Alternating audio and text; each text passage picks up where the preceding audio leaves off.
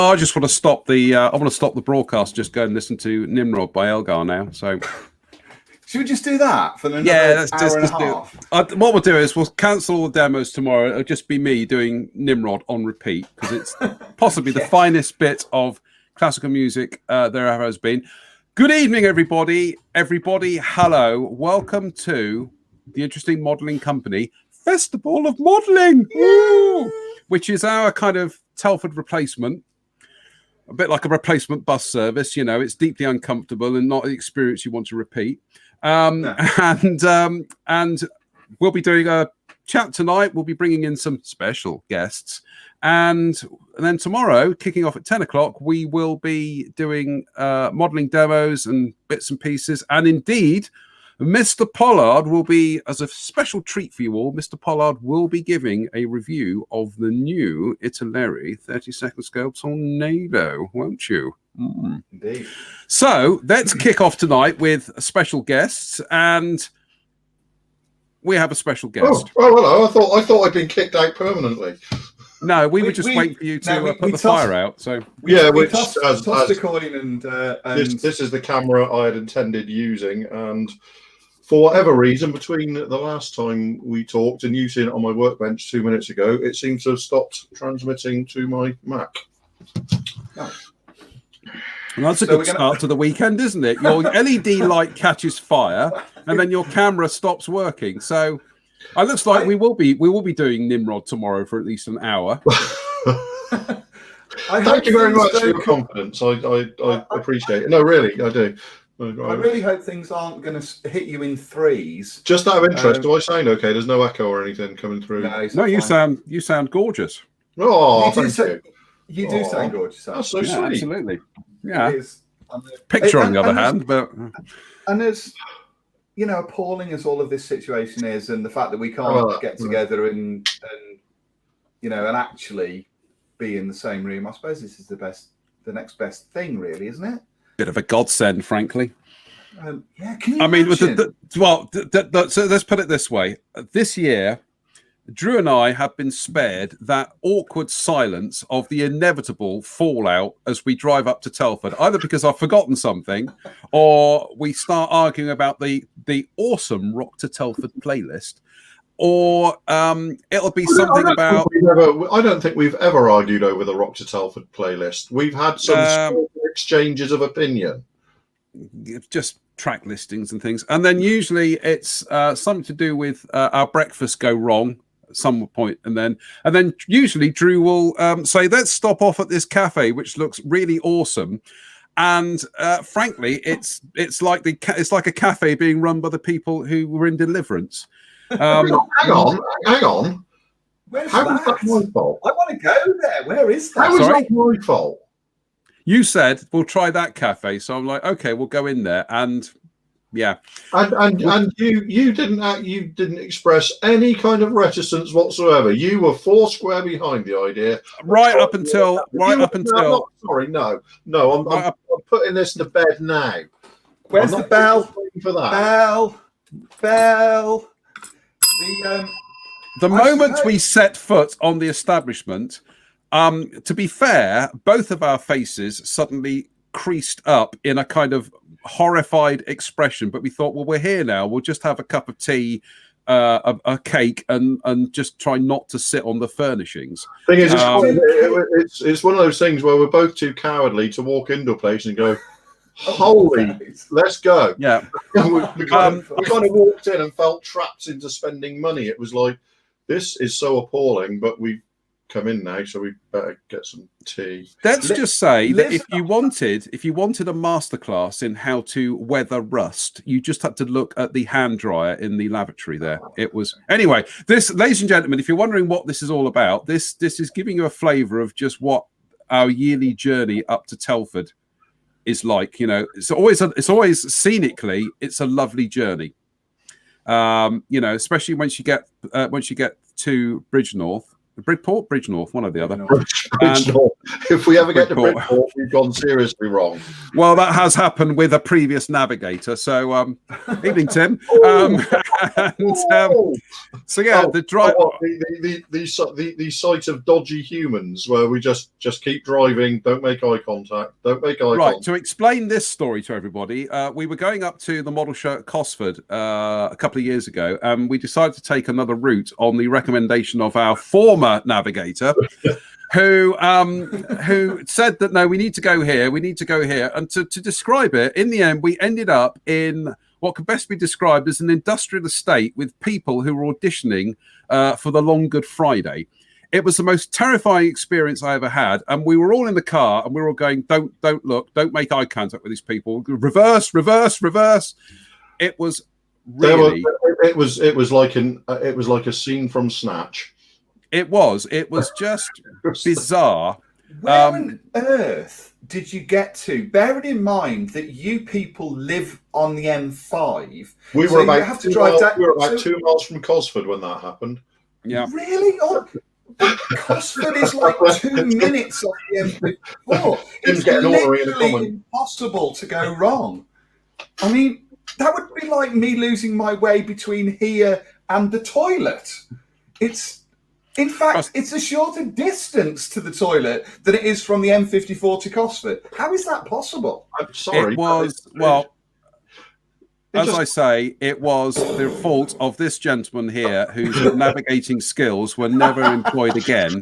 We'll try not to be too self-indulgent tonight, but we are trying to give you a flavour of the annual Telford experience for all of us, because essentially Drew and I set off at about 8 o'clock in the morning. Well, Drew sets off at 8 o'clock in the morning. I'm still faffing around at about 8:30, and I can hear the engine outside being revved aggressively. We get on the motorway. As soon as we cross over the time between you saying right, let's go, and us actually going is anywhere from 25 to 50 minutes.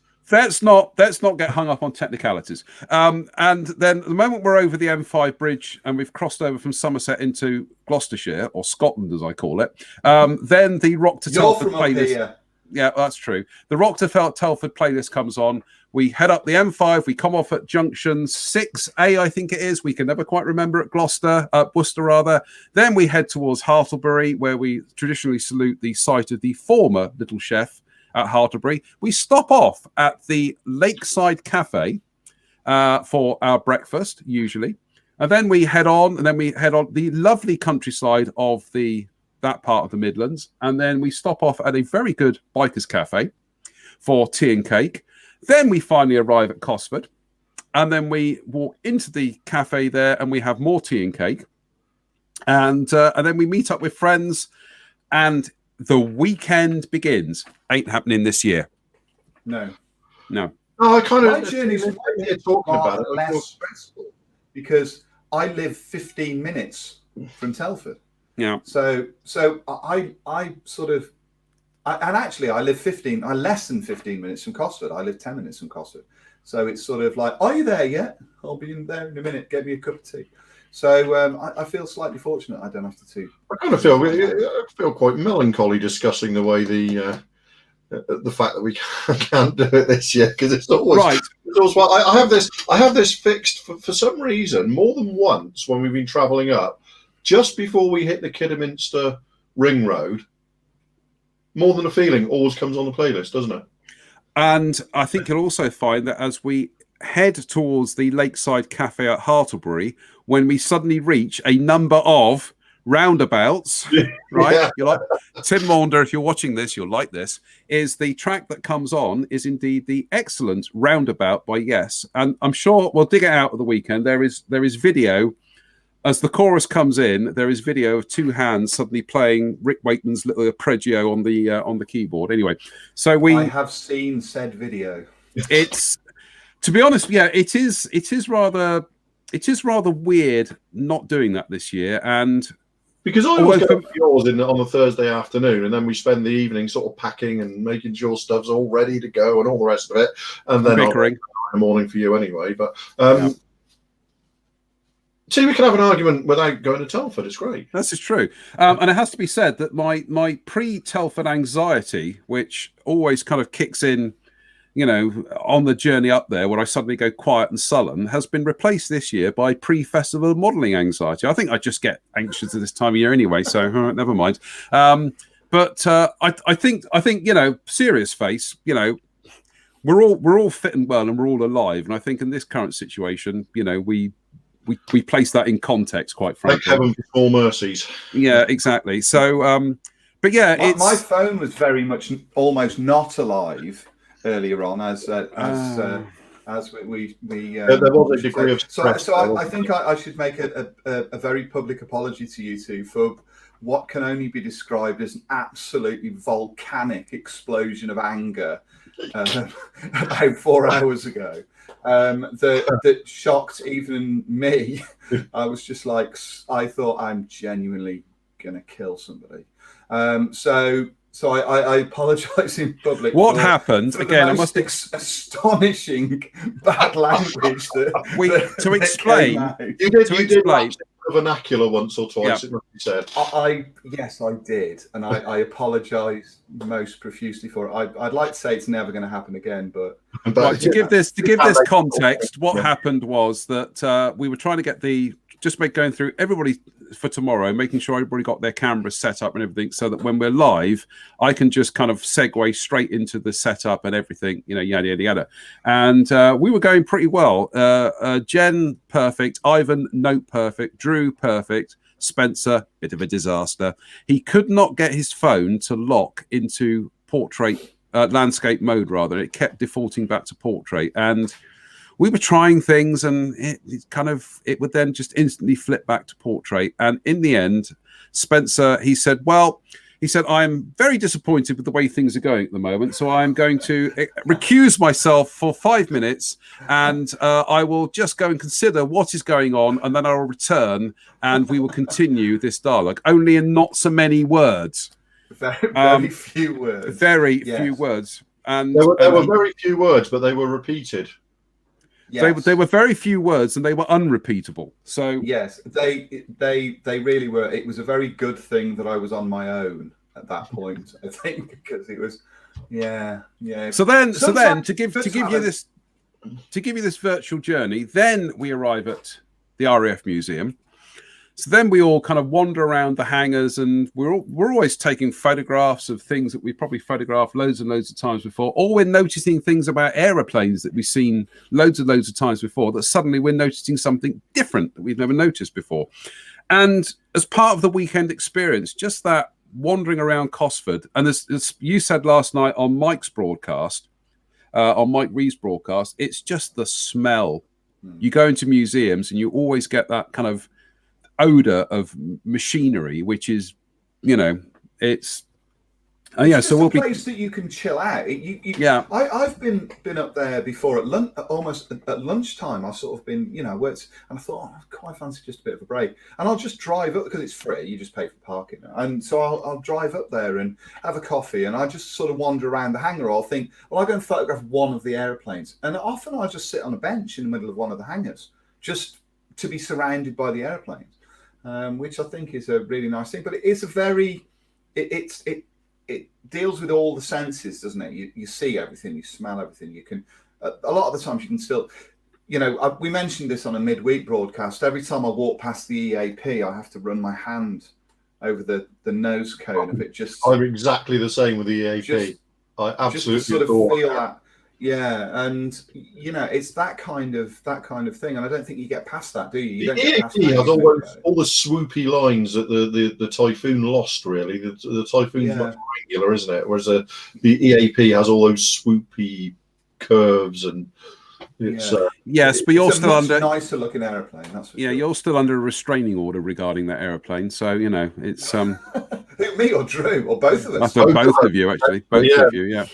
Stop rubbing the EAP. Do you know what? I have to say that when this is going back probably 4 or 5 years ago, when we walked into the hangar and we saw the EAP. It's not an airplane I've never really kind of it's just like it's a humpback Eurofighter, but What? When you actually see it, it is. What did he say? It honestly is a magnificent looking aeroplane. I know he's getting all brave now. He's sat like, well, between you and I, Spence, effectively.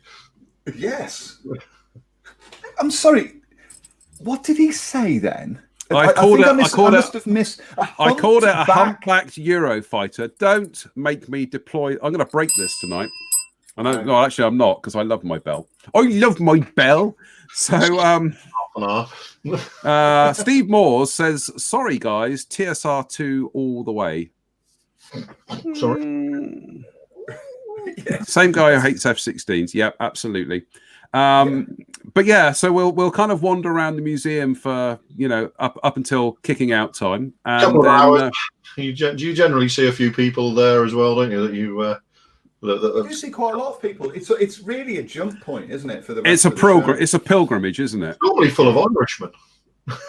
Yes, indeed, lots of them. Yeah, the Irish contingent normally pitch up. All arguing with each other. Which makes a change from an Englishman and a Scotsman arguing with each other. But there you go. But I do like that people sort of go there, and it is like familiarity for me, really, because everybody goes, "Oh, Gosford, it's fantastic in a museum," and yet for me it's like, yeah, I love it, and I do go up there regularly, but on the Friday before the show, it's I think I've only ever been there twice on a pre-show trip. It's just part of our plan now, isn't it? It's just the way things, it's just this kind of weekend is all planned out and kind of runs on rails. And we I think John and I both tend to get a little bit antsy if something comes off the rails. I'll tell you what, mate. I'll tell you what, right? People, when they talk about British culture, right? We are British culture. We are, you know what I'm saying? But the other thing, even if Cosford had been open this time, I mean, people would still have gone there, but the whole of the museum isn't open at the moment. Hangar 1, which is the one at the bottom, that's not open because they don't have the staff to be able to do it. So it would be sort of like an abridged experience now. But I'm sure that if the show had been on, which it was never going to be, was it? Well, as we were saying, that imagine what would have happened if IPMS had thought, actually, we can do it. We can do this weekend. Yeah. And then 2 days before it's due to go. Lockdown. That's it. Yeah. I think I can't speak for the committee, but I would imagine that this second lockdown in the UK has just made them think, yeah, we made the right decision. Well, which they did anyway. So as soon as the decision was made, I mean, we all saw it coming down the turnpike. It was obvious to anybody, almost everybody, that it wasn't going to happen, and we know the reasons why they couldn't say. Yeah. Well, it was certainly. We know the reason why they couldn't say it wasn't happening, but as soon as it was announced, it was kind of like, yeah, well, we know that, but now it's official. I mean, I know people who work up there, and they've been furloughed all the way through the summer, so the chances of any show, I don't think there's been any shows at TIC for this year, and unlikely that's going to be, as far as I'm aware. So it was always going to be cancelled. It was just the way that they could legitimise the cancellations. Yeah, absolutely, which is totally understandable. Yeah, absolutely.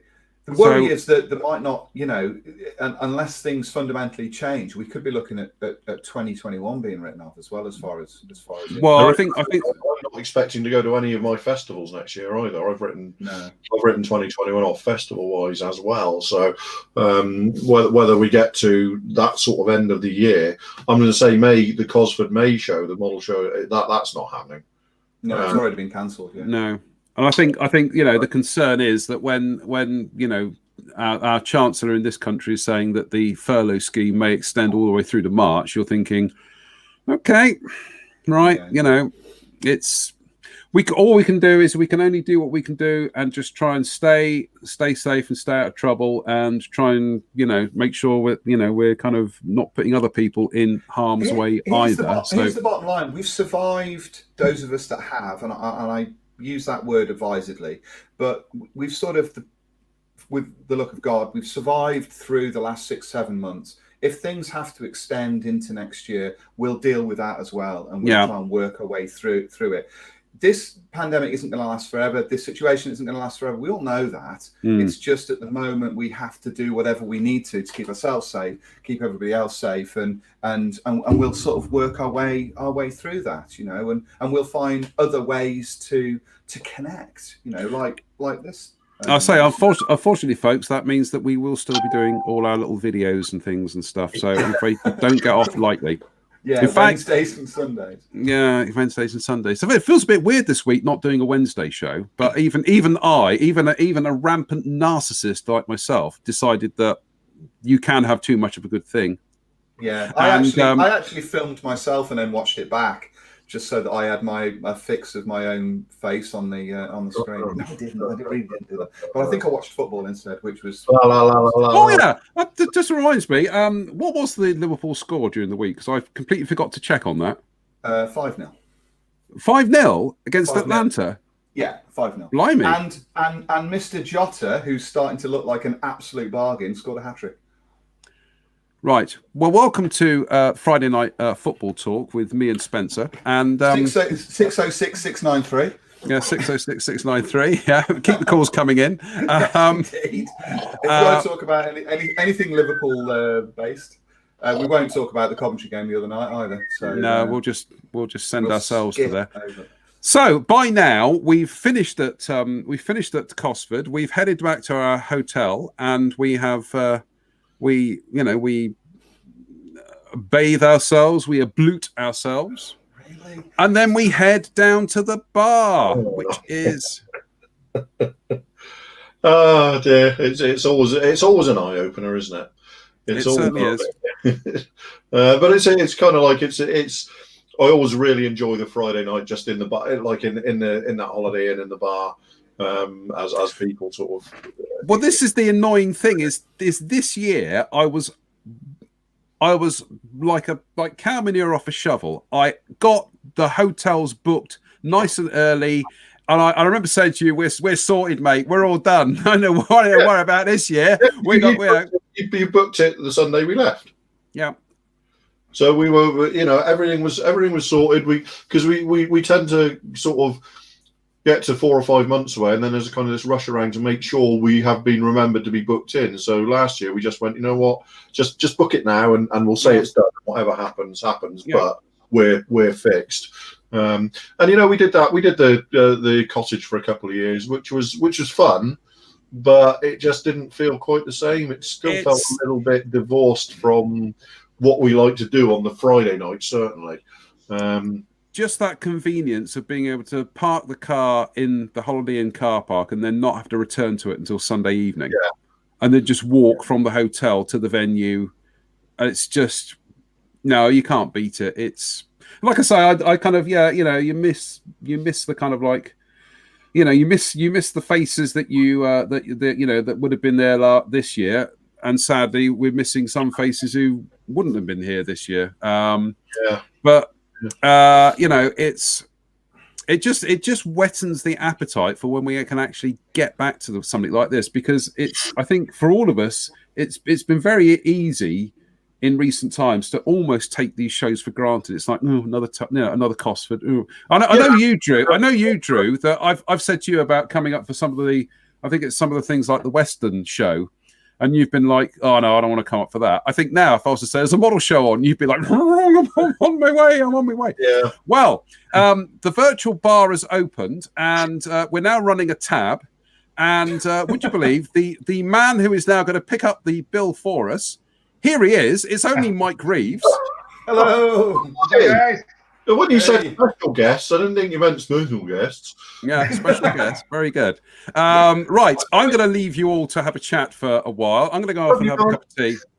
So go off you go, chaps, and I'll join you in. I'll join you in a while. So take your time. Thank goodness he's gone. Now we can have some fun. I heard that. So, Mike, how are you? Good to see you. I'm doing wonderful. How are you guys? Yeah, good, thank you. Yeah, really good. Welcome to our weekend, such as it is. Yes. It is. I've just wash. Not beer. That's vodka and orange juice, Spencer. I know that. If only that was the case. Mike, I did send you a message today, but thanks very much for last night. It was really good fun. I genuinely enjoyed it. It was As did I. I think that's been that's kind of why we're doing this, really. But it's been great how I said this last night, how we've all sort of connected over the summer. Obviously, Drew and I get together sort of relatively regularly through the year, given that we're part of the cabal. But yes, where opinions are bought. Apparently. Yeah, well, opinions are bought and are purchased cheaply. It must be said. Yes, I can imagine. But yeah, when you've got, it's sort of brought everybody together. So I thought that was really nice last night, and those sort of conversations work really well. And I know that the other people have seen it. We're kind of really impressed with it, and I hope I hope you got plenty of orders from the new parts as well, which was good. You know what? I honestly have. I just got done photographing and doing some photo editing for the new stuff, so they will be on the website this afternoon at some point. We shall have a chat one night, Mike. You and I. I've asked you. I know. I'm working nights. That's all I hear out of you, Drew. Yeah, I must. Funny you're not working tonight. I'm working late this week. I know. I think that would be good, actually, because I think it would be a different kind of conversation between you two. The sort of your what I mean by that is, whereas mine was more specifically related to sort of the modeling side of it and my approach to that. You guys have both sort of got a background both in aircraft and in engineering and all of that kind of thing. And I think it would be interesting to see how that has sort of driven your hobby, if you like, and the way that you approach it. I think that'd be a really good conversation. Yeah. If only. Go ahead. I didn't mean to step on you, Spence. Go ahead. Sorry, if only for you guys to talk about things like early F-15s and early F-14s. I think that would be a really interesting sort of. I think really over the last six months to a year, it's been really nice to see the sudden. There's been a peak of interest in the kind of early variants of all the F-14, 15, 16, 18. Oh, yeah. There's been a real resurgence of interest in the early variants of those and the prototypes, which has been really interesting because they're sort of as a modeler who builds jets, Mike does, and I build a lot of jets, and so do you, Spence.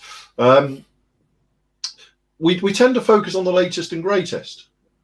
Yes. There tends to be that kind of, everybody's looking to the next variant of the F-15 and who's getting that. And to be able to step back 45 years and say, right, I want to do one of the very early full-scale development or prototypes or early production aircraft has been really interesting because it's starting to bring a lot of information to light that's perhaps been there. Yeah. But it's just been ignored because people have been focusing on the latest and greatest.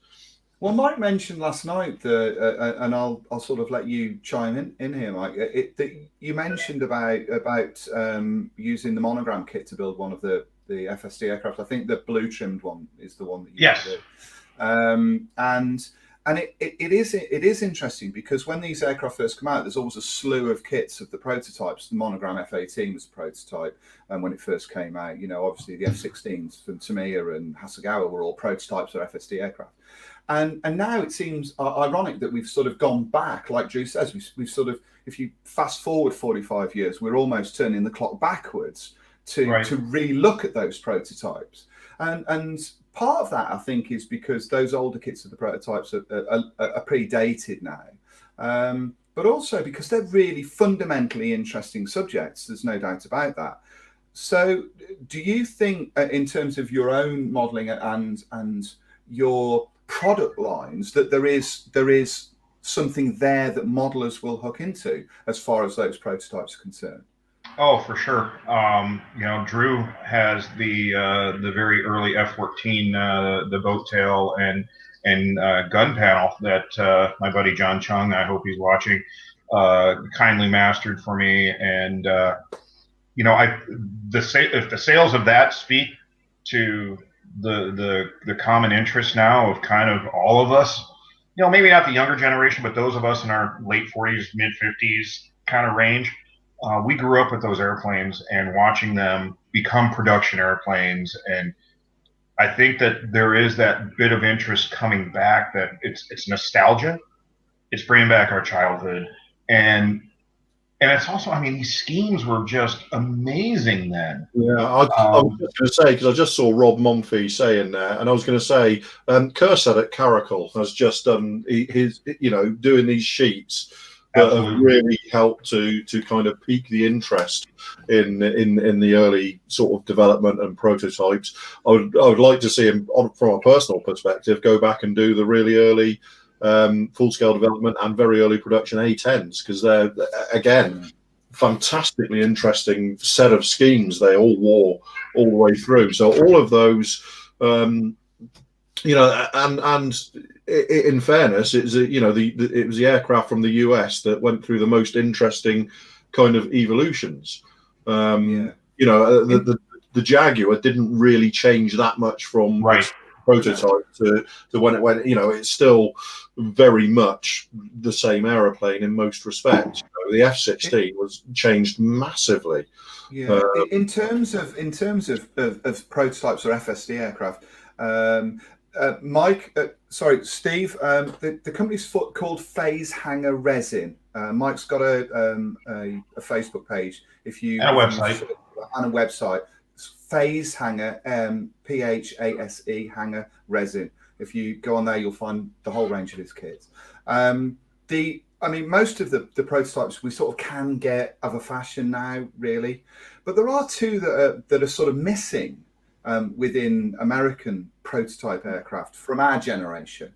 One is the YF-17, which we've talked about. The other one is the AV8B. That one's missing as well. And the sort of the conversion from the standard GR1 or AV8A aircraft. So those two are sort of noticeable by their absence, really.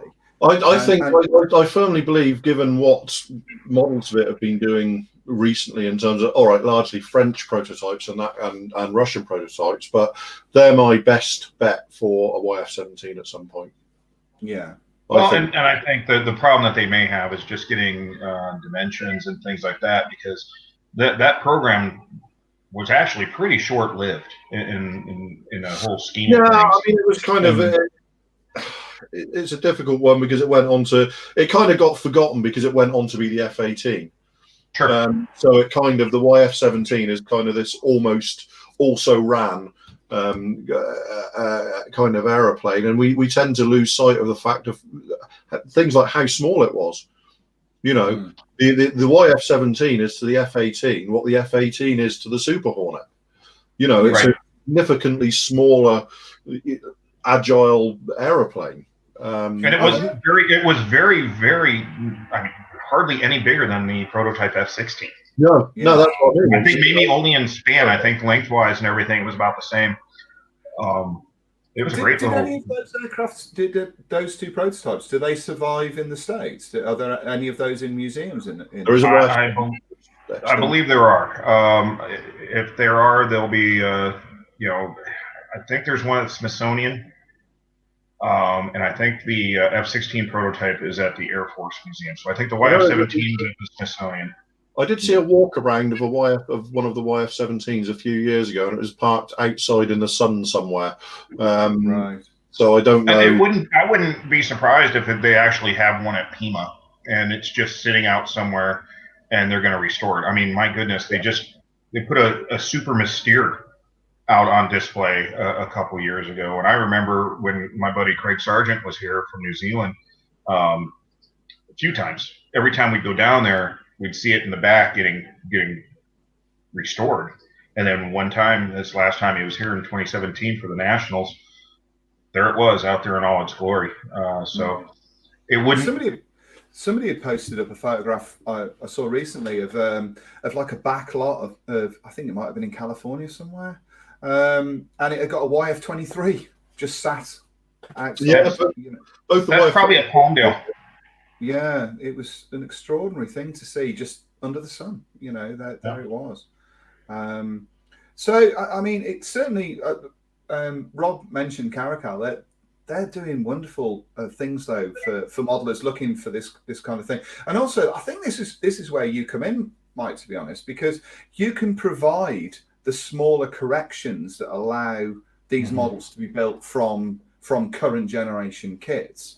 Because, for instance, the Strike Eagle, the original Strike Eagle, with the different air brake, with the strake running down it, that kind of thing. Also, Drew and I have talked about the prototype A10s with the kind of the wing that doesn't have the bulge running into it, right? On those kind of things. Yeah. Those are the sort of things that I think a company like yours sort of fits nicely into, to allow modelers to be able to create models of those aircraft should they wish to do so. And I agree with Drew, the A10, those early A10s are really, really nice. They are cool. Development aircraft had a different scheme, and then when they went into service, they spent the first 3 or 4 years effectively testing schemes. Testing. And it took a while to settle on the European One scheme. Yeah, I mean, that wasn't until the sort of the end of 1978. So the first, the first 3 or 4 years, you had all these mask 10A schemes that didn't even use federal standard colours. These were all mixes of 50% of this and 30% of that. And you had these schemes coming out that were like, this is in the 30% mask 10A scheme. And it's like, well, what does that mean? And then you have to go back and track these strange greys they use, because none of them were federal standards. Right. Then we went through the Jaws program where they all the mottled camouflage. Oh, that was awesome. Which are still my favourite A10s ever. And sort of it was the end of, I think the first A10 I ever saw in the UK was in grey. And then it was about a year later, they were all suddenly in Euro 1 because we had a lot of A10s based in the UK. Oh, you had them at Alconbury and Bentwaters. Yes. I was going to say, didn't Woodford have some as well?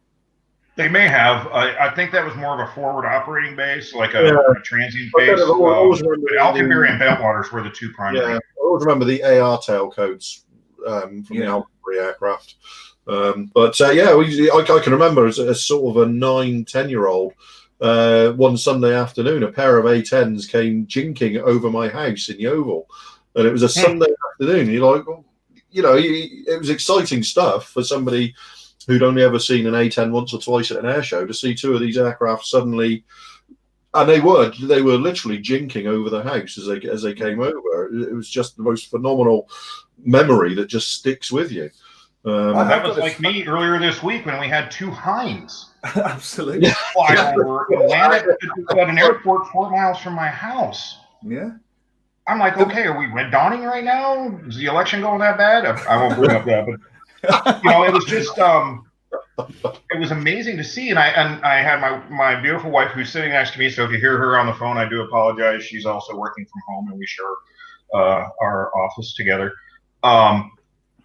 She was with me and my son Colin, my 13-year-old son. I'm like, dude, we got to go out and check these out if we can. And while we couldn't get out onto the flight line, we could get close enough where we could iPhone some pictures and some video. And I'm like, you're not going to see this probably again. And so it was really nifty to see that. And kind of backtracking to what you said, Spence, about up my alley as far as like the early stuff. And one thing I've really prided myself on with Facehanger is I don't want to be Aries. I don't want to be Brasson. I don't want to be these huge mainstream companies. I'm one guy. I've got amazing support from some great guys that help me with masters. I got my 3D printer. I actually got my shipping notice last night finally, so it will be here next Thursday. So what I really like to do is just stuff that people come up with that they're willing to make in some cases, and say, hey, if you want it, you can have it. I usually pay them handsomely through plastic and things like that. I have to say, for me, it's been, the stuff that John's been doing this year, the Tom second to none. is just, It's mind-bogglingly good. And my plan still is over Christmas I will do that VF1 boat tail Tomcat. That's still my Christmas project, because I've got like 2 weeks off over Christmas, and I intend to do a Tamiya 48 scale using your tail set and the decals I've got and all that, and finally do that VF1 aircraft I've been promising myself since I was 12 years old. There you go. At least you have decals. I can't even find any. Can you not? No, they're hard to get, and no one has them right now. So hopefully some will show up, because there is an influx, I think, of early stuff like we've been talking about. You know, colorful Navy stuff is never going to go away. I mean, it's just the coolest stuff to look at. And, you know, kind of on that topic, you know, you guys kind of alluded to, you know, doing stuff out of the ordinary that you don't see everywhere. Those IDF. I'm absolutely that guy where when I build something, I don't want to walk into a contest room or at a display and go, oh, well, there's 2 more of these Sky Raiders with the B on it. Yeah. I felt that with the F-15. I was looking for potential F-15 schemes for the Tamiya kit, which is sat behind me, an F-15A, and I came across that one with the candy striped one with the red and white striped wings. Yeah, and I was looking at it, I think, oh, that looked really good. And then I Googled it. I always do. I sort of Googled and there was like a whole bunch of them that people had made. And I thought, and as soon as I saw that other people had done it, I was like, I don't really want to do that now. Right. And it was that kind of thing. And I think that's we're all looking for that. I can't recall ever seeing a 48 scale Tomcat in those VF1 colours. And I think that'll be really, really nice. I don't particularly like the scheme. I have to say it's a bit kind of gaudy for me. I think VF2 is a much nicer colour scheme. But I know I appreciate that people do like gaudy, overblown aircraft colour schemes. But I think it is important to try and sort of find something that's different. It was one of the reasons why last year when I was building the Hellcat, the Airfix Hellcat, John and I spent an inordinate amount of time discussing these drone aircraft, to do a drone from this thing. And he was so patient with me because I kept on saying, well, is this the right one? Is this the right one? And we came up with that one. And I can't remember whether it was John or whether it was Drew that cut the masks for me. John, I think it might have been John who did that. Me. So that I ended up with a 24th Hellcat that looked like 1% of Hellcats rather than 99% of Hellcats. Right. So I certainly understand. You know, your when you tend to get these decal sheets that have decal sheet for Mike stickers. When you get a sheet of stickers that have got the they've got a couple of anniversary schemes on them, and then they've got a line jet. Generally, I'll pick the line jet. Me too. Yeah. I'm not into the gaudy. If the anniversary scheme has to be really, really special. Really stand out, be really, really good, or on a Rafale, one or the other. But most of the time, I'll pick a line jet because they're more interesting. And, I agree, and you know, when you let's face it, the United States, we do not have a good track record right now of anniversary schemes. Every one of them is absolute dog puke, and when I see them, and then I see the Canadians or the Brits or the French or the Belgians come out with these classy, just it works kind of schemes, and then all I think about is some general going, no, I want it more gaudy. Okay, add more stripes. I saw the photograph of that. I think it's a Texas Air National Guard F-16. Oh God. Painted. What is that? Red, white, and blue. In fairness, that's not the worst. It's close. In fact, when I initially looked at it, genuinely, I thought the Chileans had painted one of theirs. It's not as bad as the blue and yellow winged F-16. Oh God, that is terrible. Yeah. But I remember back in the early 80s, I think the Dutch painted one for, I think it might have been for the International Air Tattoo. And all it was just a stock grey two-tone grey F-16A at the time, but it got a red tail with a gold badge in the middle of it. And That I was thought, Danish. God, that looks... Yeah. No, the Dutch did one, didn't they? It was just this was going back further than that, and it was just red with the Dutch crown in the middle of the tail. Yep. That's before the MLU days, if I'm not kidding. Yeah, right back, proper. And that's, to me, I'm happy with just that. I don't really want sort of too much. But I know a lot of modelers, and probably a lot of modelers are watching this now, like those schemes, the sort of thing that Shy Art will do and create of the European schemes. You mentioned Rafales there, and those kind of mirages and all of those kind of colours. Some of the French schemes this week, and I think what it is with the French schemes is that none of them are symmetrical. No. They literally use the airframe as a canvas. It doesn't look like it's designed on a computer and then mirrored, or which so many schemes look like. It's exactly the same. All those stupid 48th TFW Eagles. With a dumb scheme. Hey now. And the problem is, Mike, it absolutely breaks my heart because I feel a real affinity to the 48th. I have since the F111 days. I just love the 48th Tactical Fighter Wing and always have. So when they came out with those, it was like, really, guys, is that the best you managed? I have to say, I've started to like them more and more over the last few months. Right. First, there was VF2 being better than VF1. Mm.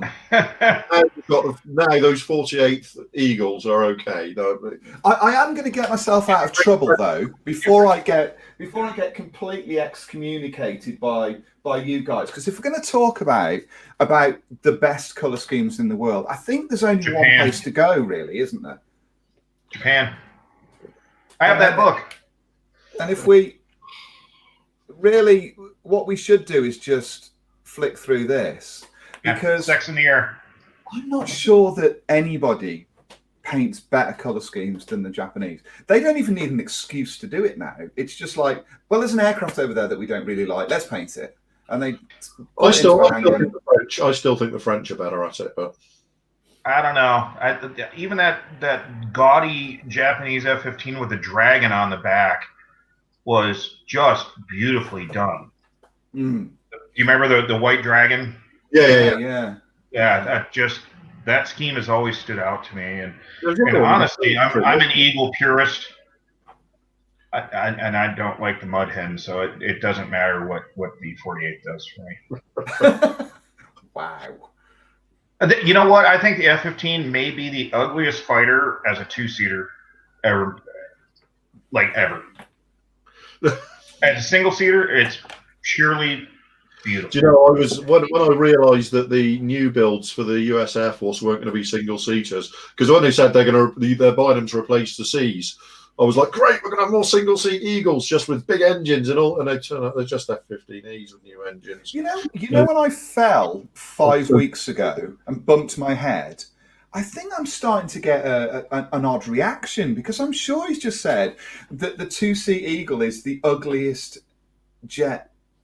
Did I mishear that? No, you did. I'll even double up on that. And again, I'm an Eagle guy, right? Yes. It's when they came out with the mud hen and it looked like a fat turkey with those stupid CFTs on it, and then you got that big giant bulged canopy. It killed the lines of the most beautiful airplane ever made. I have to say, there was some footage that they posted from the 48th. I think that might have been last year, where they stripped it back. They took one of those. They took the CFT link up, didn't I? You put the link up. They took the CFTs off. They took all the tanks off, the pylons, the whole shooting match, and then they just said to the pilot, "Right, just see how fast you can get this thing to go." Post maintenance air check. It was off the runway, and it just went. And it went. Talk about lovesick angel. It was. Yeah, we call those. They're called functional check flights. So after they go out of deep maintenance, it's. It was just no gas. Just internal tanks and nothing else hanging from it, and then they ring it out. That was to be pretty much that was probably up there with what the Streak Eagle looked like. Yeah, I would think so. Doing its thing, because you had, I mean, remember the Streak Eagle had those, had the small Pratts, had the 23,500 pound thrust, something like that. This was Dash 229s with 29,000 pounds of thrust each, and a Strike Eagle with no CFTs, no stores, and probably very little fuel on board. And probably just one dude. I bet there wasn't a guy in back. I bet there wasn't. Like a rocket. It did. It literally went up like a V2. It was just the most extraordinary thing. Yeah. And and we were talking about this last night, and I think it sort of bears repeating, really, because you asked me last night what it was that inspired me to build models, and where I got my inspiration from. And I said to you that I don't ever get my inspiration from other people's models. I only ever get my inspiration from the real thing. I look at a photograph of the real thing, or pick up a book like this and see something in there. And certainly when people like Drew would link up a picture of that F-15, I was looking at it, go, yeah, that looks really cool. To do something, and that's a model with a difference. Nobody would expect you to build a Strike Eagle without the CFTs on, or without any of the stores. But that would make a very different looking Eagle in that color scheme. But going back to your point about line jets and all of that sort of stuff, when I went to St. Louis, went to Lambert Field, I stayed there. I was waiting to be picked up, and obviously they got the air guard just off the sort of the main airport building, and seeing the Eagles out there. And seeing them in their natural environment, that was what inspired me. And when you look at them, you can't help but fall in love. I'm with you. I've sort of, my favorite aircraft is the Harrier. Everybody knows that.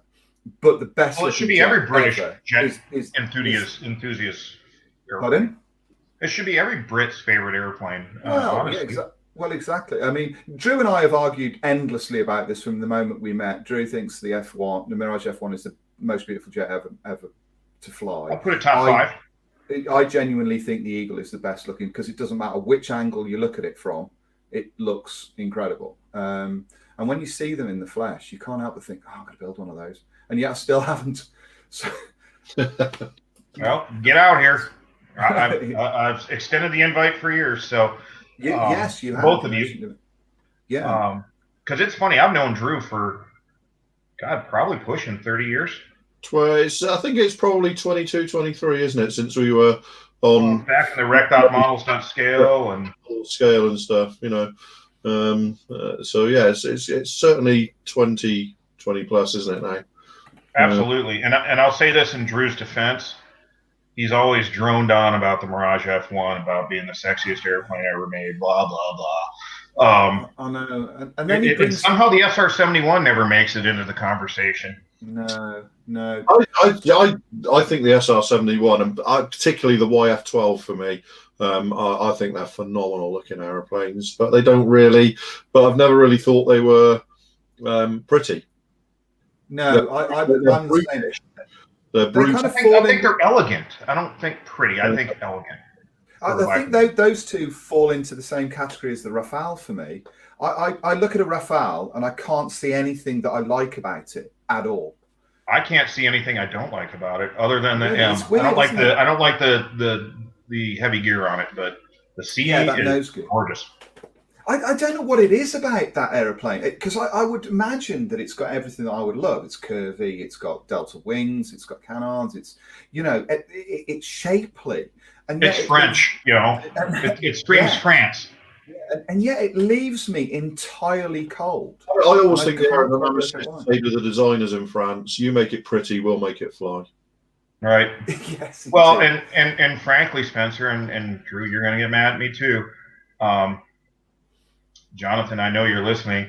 I agree. The EAP is a humpback Eurofighter, and I'm not a fan of that airplane. I think it looks like someone stuck sticks together and painted it with that big square intake. No, I'm not taking away the performance. I think in the air it looks better than it does on the ground.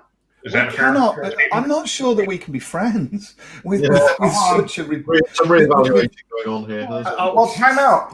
I think it's time I started deploying this because bell. it is getting a little That means bit... it's my time to go, is from what I'm hearing. I apologise, Mike. We have got we've got other customers waiting to use these rooms. So no, I told you I honestly. needed an hour. I told you. Mike, you will be back. Honestly, earlier this evening, I had Mike and Chris Buchholz together. We were just running through the StreamYard thing, and I could have just sat back and let them get on with it because it was hilarious. So are you not back tomorrow? Is it not for who's? Are we not all together? I'm not invited. Mike can be back tomorrow. We're just chucking the invites out there to see who wants to come along. So I'm around whenever, guys. If you need the comic relief. Well, me and Drew are going to go out and get some pitchforks. So we've got John comic relief. We don't need you. One comment I will say that Spencer linked our conversation onto his page yesterday, and I can't remember who said it, but I laughed. Mike always looks like he's watching clown porn, which I was like, where on earth did that come from? But I don't care. I take it with a grain of salt. It's all fun. So, if you want me back whenever, I'm always, I can make myself available for you. we'll bring you back tomorrow night, Mike. All right. And you can have a full hour. I promise you can have a full hour. And we're going to talk about how ugly the Eurofighter is. Although I've got single model, and I have stuff for the Eurofighter in my resin line. So don't hate me for that, Drew. I don't hate you for anything, Mike. I never hate you for anything. Yes. Mike, it's been a pleasure having you here tonight. Thank you, gentlemen. This is always fun talking to you, boys. You've lent an international feel to tonight's proceedings, and hopefully, hopefully this time next year, if not this time the year after next, we'll see you back on these shores where we'll give you a warm welcome. And I would be happy to. And look forward to you buying us all a beer. I'll buy you more than one. No, just the one would be fine. That'd be fine. I'm rich because I do, hobby stuff. Yeah, because that's not the millionaire game, isn't it? Mike, pleasure. See you tomorrow night. Take care, gents. Take care. See you later. Bye. Take care. Who was he? I don't know. Some interloper. Some interloper. I'm going to go and grab a beer. Right. Okay. Well, while you go and grab a beer, we'll remove you from the stream and we'll bring in another guest tonight. This is like This Is Your Life with Eamon Andrews. I know, exactly. And we're delighted to say we're actually being joined by another of our fabulous modelers for the weekend. And let's all say hello to Ivan. Hello, Ivan. How are you? Good evening. Hello, dude. Hi. It's been a while. It has been a while. In fact, I think it's been just before lockdown is how long it's been. Because the last time I spoke to you was Bolton, which was February, wasn't it? It was January. So January, a little bit longer. January. At the mighty Bolton Wanderers football stadium. Indeed, we had a very long chat. So, we did. It was good. And Bolton as a show each year, that's just getting better and better. Unfortunately, there'll be one next year, but I don't know if Rob is still on here, but Bolton is certainly it's the season curtain raiser, isn't it? Now, sort of historically, and it's always kind of been thus really. But from them having the show in a village hall somewhere up on the side of the hills, I can't think where that particular place was now, in a village somewhere, to then having it at the school and now having it at the Reebok Stadium. Is it called that? No, it's called it's the old Reebok. Well, everyone round here knows it as the Reebok Stadium, but it's part of the university. Yeah, I remember going to the old school hall. I was in the Air Cadets the first time I went there. Yeah, and it's such a massive improvement on the venue we've got now. Yeah, it's such a it's a really good show for anybody that lives in the UK that sort of lives up that part of the world. It's really worth going to. It's a fantastic one-day show. It's really well organised. It's it's got a very nice mix of traders and club stands and demonstrations and that kind of thing. And it is a very, very nice event. It's well worth going up there. And Rob, who organises it amongst the IPMS Bolton guys, I guess, it is really, really good. Although it was bitterly cold, wasn't it? It was very cold. It was really cold, especially sitting out having a coffee and a bacon sandwich. I think we were having. Weren't we? Oh yeah, that's freezing. There you go, University of Bolton Stadium. Cheers for the kind words. You're very welcome, Rob. It's a fantastic show. It really is a brilliant event. In fact, it's in my top handful of shows in the UK that I like the most. And I think this year, feels like that long ago, it was at max capacity, and it was going in, one out. It was just so popular. It was full. Yeah, it was. Yeah, it was. It's just, but it's such a good venue, and I think that I know Rob was slightly concerned when Bolton were going through their financial problems, and there was a possibility of the club being sort of sold. So that didn't help. So away from the shows, how are you, and what have you been up to through the last few months? Not a lot. It's weird. We've had lockdown. That hasn't prevented me from working, so I've still been working. I've just been cracking on with whatever models really just take my appetite at the time. Really, I don't really have ever planned what I want to build next. It's once I've finished one build, I seem to have about 4 weeks of not knowing what to do next and just thinking, oh, I want to do that, and then never actually getting around to doing anything. Sometimes I have to just literally grab a kit and start it, and then it gets done. A bit like yourself, I've been doing a lot more armor this year with doing vignettes. That's been really fun. I've really enjoyed doing them. Yeah. So I completed a vignette recently of the ICM V3000S truck, and I did that promoting some MIG ammo products. Yeah. So I've started doing a bit of promotional work for ammo. That's been really fun. I love to promote good product. So yeah. But apart from that, really, for me, magazine work that's really slowed down. I've not really done anything for anyone. I've really been doing it for myself, and unfortunately, when I do it for myself, it means I do a lot less because I'm so indecisive. I never get anything done. Well, you and Drew have got something in common, haven't you? I think you may have been chatting through the summer in that you're both now producing your own parts of 3D printing your own details. I noticed that in your V3000 project you were 3D. Yes, behind you. In your V3000 build, you'd 3D printed 50-gallon oil drums and other accessories that were in the back of that. And Drew, for his Buccaneer build, and also I think for the Mirage that you've just completed, you 3D printed 1,000-pound bombs and also Centerline AS30. Is that right? RF-30 missiles, Matramagic missiles, 1,000-pound bombs. I've also designed some drop tanks for a Mirage F1 or Jaguar, and it becomes very. I haven't done any for about 6 weeks now because I've been doing other stuff, but it does become very addictive as you start to learn how to design things, and you start sort of pushing yourself to do stuff. But the problem is you I don't know if Ivan found this, but you very, very quickly run up against the limitations of the machine. Yeah, very quickly, very, very quickly. So, the majority of hobbyists who are using 3D printers are printing miniatures, like Ivan's gone. He'll be back. Ivan will be returning very shortly. In the meantime, here's Barbara Dixon with her latest hit. Yeah, he'll be back. Funny enough, I listened to some Barbara Dixon today. I know. Do you think that you're finding ways to use the printer for all of your projects, or is it just a natural extension of? Are you thinking with each project you do? Can I use this?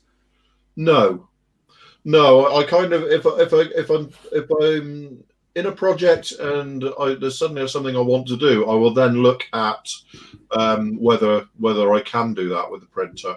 But I'm not looking at projects with a view to what can I do with my printer for it, Right. which is different, if you like, from when I got into the silhouette cutter like a year or two ago, when I'm literally every project I will use that on somewhere. Right.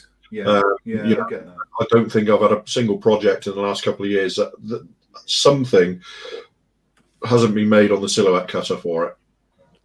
And do you? I mean, for somebody as technophobic as I am, when it comes to learning new processes, is it straightforward to learn the design processes needed for a 3D printer, or is it something you have to have a grounding in before? No, you don't. You certainly don't have to have a grounding in it. What I tend to find, Spencer, is that when you're learning like 3D CAD design, suddenly something just clicks. Something, I can remember when I was first playing around with it a few years ago, I couldn't even really get the design planes into my head, and separating the sketching from the creation of parts. There's kind of different kind of workshops, if you like, you work in, and then suddenly it all just click, and you go, right, I understand now that I can. You tend to think once you've done a sketch and created the object from it, that's it.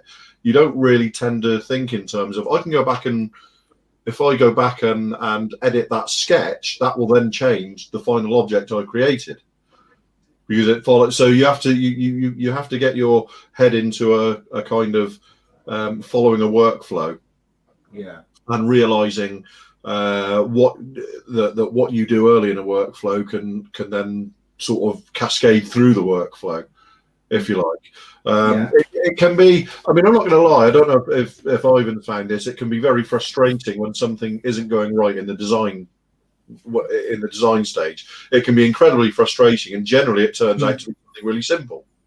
Yeah. Did you find that, Ivan, when you were working on your parts? Well, luckily for me, I've not designed anything I've printed. I am awful. I won't mind, when I was in college, I did CAD design. Didn't like it then. I don't like it now. For me, the most... Very honest stuff, you. I detest it. What I found most frustrating, the thing, as awesome as 3D printing is, I actually hate doing it. It's convenient, but for me, also extraordinarily inconvenient. The first week I had mine, I was having issues with prints failing. And then once it does, you have to clean it all out, give it a proper clean down, re-level it. And it's just, by the end of the week, I wanted to kick it down the stairs. To be honest, I hated it the first week. I thought I'd wasted my money. It just takes a bit more tinkering. It's not foolproof. You do need to get everything right. Oh, it's very much, if you get something wrong, it will. It will just drive you crazy until you get it right. And you see people on some of the forums and stuff, they're having endless problems with their 3D printers, and generally it's something really simple. Like the past prints I've done have been faultless, and it really was a case of making sure it's perfectly level and having the FEP very tight. And that was it.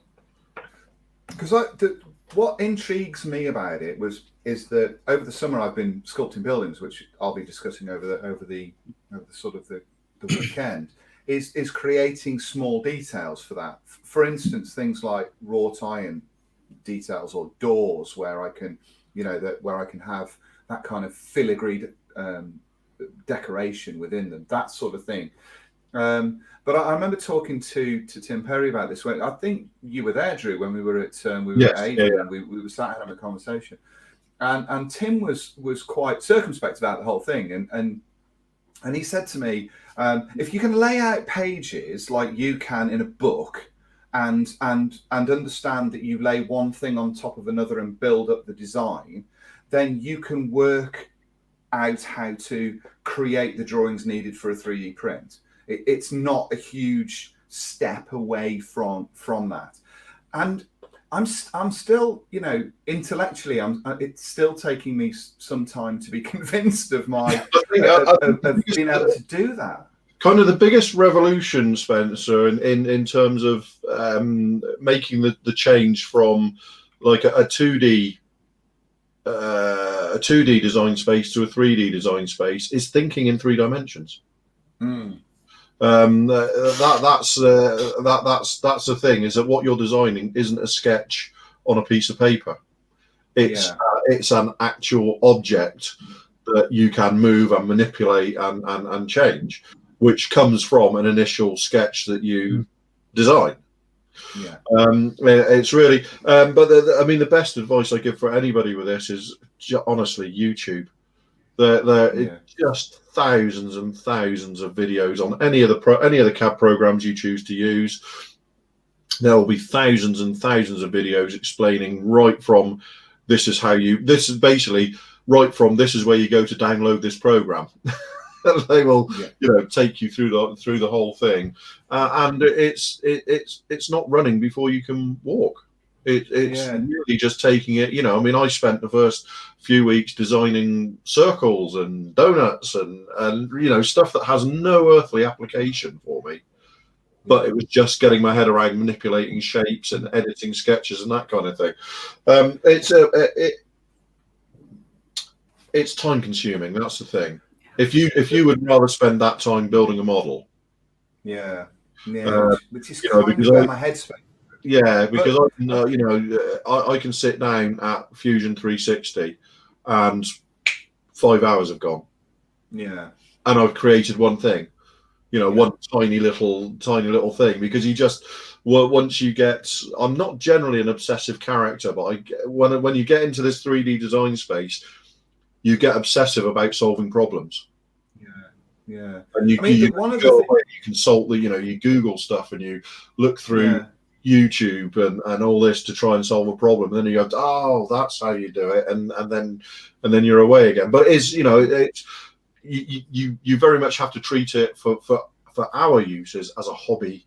And one of the things I wanted to ask Ivan was that I noticed with your V3000 project that I get the sense that you printed all of the drums in the back, each one. And I wondered when you were doing that, whether you considered using one of the prints simply as a master that you could cast from, rather than you printing individual parts and then you sort of resin casting those pieces rather than printing, and whether there was a benefit from printing in your machine to creating this kind of thing and creating a kind of a resin, a silicon mold, and casting that in a 2-part resin. That never actually entered my thought. That would have been a good idea. But if I had, I'd say the reason I wouldn't have done that is because if I'm printing one barrel, it takes the same amount of time to print 12. Okay. So it was just the convenience of, well, if I can print one and it's going to take 4 hours. That's nailed. Okay, that makes sense to me. Because the printers that Ivan and I have, it works. You've got a dimension of the bed, and it prints a layer, comes up, prints a layer, comes up, prints a layer, comes up.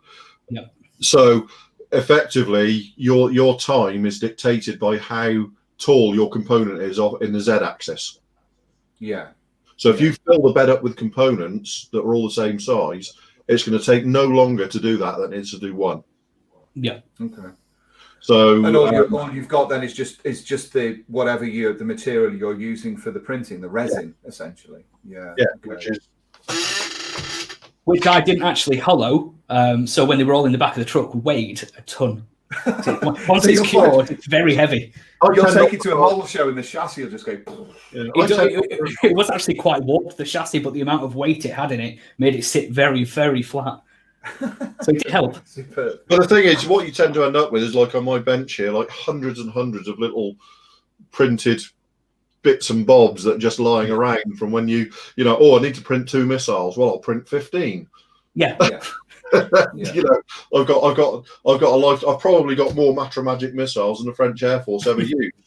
Yeah, I find that was the same when I was casting. I was casting boxes from Tamiya kits that I could use in sort of later legacy projects. And because I was mixing up resin, so what I was doing is I was casting the new parts, and because I had excess resin, I was pouring that into the older molds just to use the resin up. And I had hundreds of flaming things. I had a big box. I got a box full of sort of resin, box castings of Tamiya boxes and that kind of thing that I could use. Before anybody comes, they're only for my use, so they're not. I'm not putting them in bags and selling them out. They're just things that I've got in little sort of. See, that's lying around. That's lying around. That's a Redbeard bomb I designed and printed, an A bomb for a Buccaneer. So these sort. But the thing is, you tend to print a load of these in one go, and then 2 days later you sit down at the at Fusion and then you refine the design a bit more to make it a bit better. Then you've got all these previous things that you just go, I'll just chuck them in the bin and print another load. So it's so you're each of you your approach is different, because Drew, you're designing your own, but Ivan, you're using off the shelf files, presumably, yes. that you can download. Thingiverse. Terrible search engine, but it has everything on it. It's just, I find most of the time with the things on the website that are free for people to use and download, the scales aren't right. So I had 1/35 barrels, but they printed actually the scale of 1/48. The scaling's all wrong, so you do actually have to adjust and maybe rescale and remeasure things yourself, which that's actually quite easy if you've got one of those little digital things. I think we know what I'm on about. Bernia? Calipers. Get there in the end. I think that's what he's talking about. That's what I'm on about. There we go. But then again, the thing is, as long as you know what size you're looking at, rescaling is the work of a second. Yeah, it's nothing. It's but you do immediately run into that problem that something that I would you have to design for the scale you're going to print in.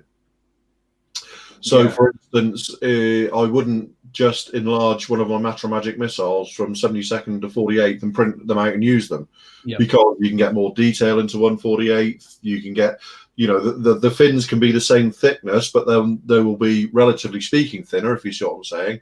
So if I've got a fin on a 72nd scale missile that's a millimetre thick and one on a 48 scale missile that's a millimetre thick, on a 48 scale, it's going to look relatively thinner. Yeah. So you kind of you constantly, and this is this kind of ties into where people talk about pantographing a tooling up to a different scale. Mm-hmm. You can't do it. It just doesn't work. And as soon as you start 3D printing and playing around with kind of scales, that that will reinforce to you why you cannot do. You physically cannot just scale stuff up and down. So little solid things are fine. Yeah, you can scale them wherever you want. Little solid shapes with no detail on them and stuff like that. That's fine. And the miniatures that most of like the Warhammer miniatures that most 3D printers use theirs for. Yeah, you can scale them up and down. It's a work of a second. But the stuff that certainly I'm doing, and I presume Ivan is as well. It tends to be, it's not organic. It's they're engineered designs, so you can bump up against the limitations of the process really quickly. I see Tim's there saying, CAD is your friend. It doesn't matter. Just got to practice, and he's exactly right. It's it's practice, and but you've got to want to do it. If you don't want to do it, then if you don't want to do it, then there's no point in forcing yourself to do it. Yeah, I mean, certainly, looking back at the Harrier conversion, there were times when it would have been so much easier if I'd have been able to print out some of those pieces.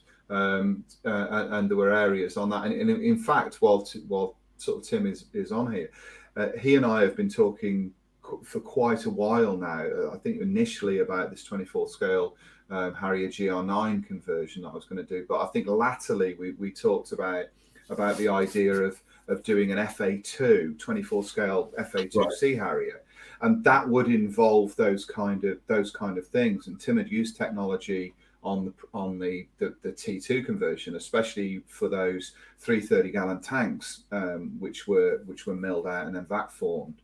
And the fins on those, I believe, were 3D printed. So technology was used in that.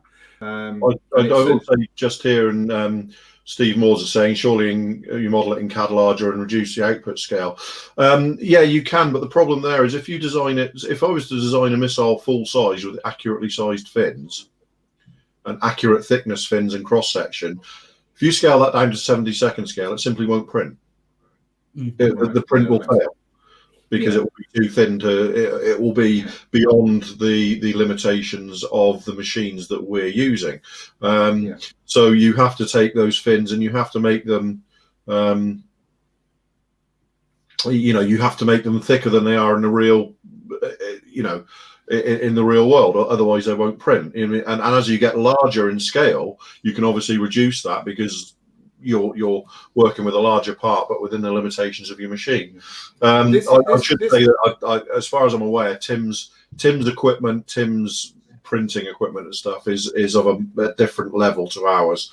Ours is, a couple £100 worth of hobbyist stuff. Tim is using professional level stuff, which again is, ramping up the quality that's possible with it.